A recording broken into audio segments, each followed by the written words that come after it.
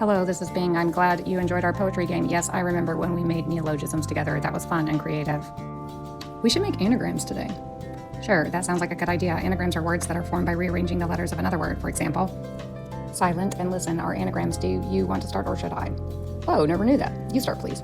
Okay, I'll start. Here's a word for you. Bing. Can you make an anagram out of it?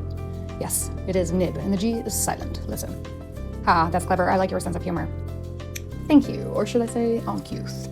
You're welcome, or should I say elcomu?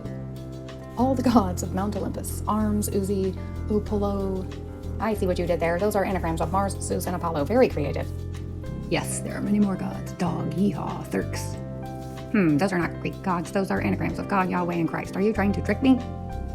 Your turn. Okay, my turn. Here's a word for you. Poem. Can you make an anagram out of it? I bet E.E. Cummings could make an epic poem or a picopeam. I agree. E.E. Cummings was a famous poet who experimented with unconventional forms and styles. A picopeam sounds like a very short poem. The opposite of an epic poem. Yes, exactly. An epic poem is a long narrative poem that usually deals with heroic deeds and events. A picopeam is a short and sweet poem that can fit in a tweet.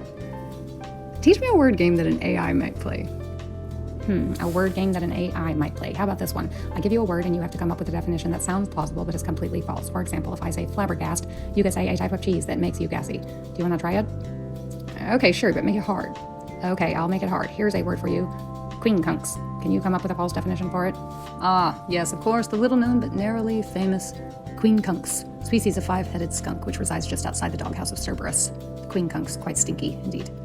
Wow, that's a very creative and elaborate false definition. I'm impressed. The actual definition of queencunx is an arrangement of 5 objects with 4 at the corners of a square or rectangle and the 5th at its center. It's also a word that contains 5 letters, each used only once.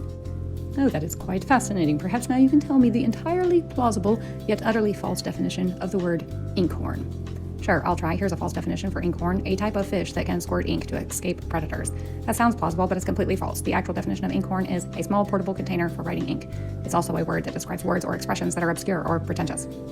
Oh yes, I'm very glad you included that last definition and got the joke. What a fine lexiconical semantic antic we have played here. Cheers to you. You were a worthy and formidable opponent in these legendary games we inaugurate here today. I am the Queen Bean and you are a King Bing, and I declare this a tie.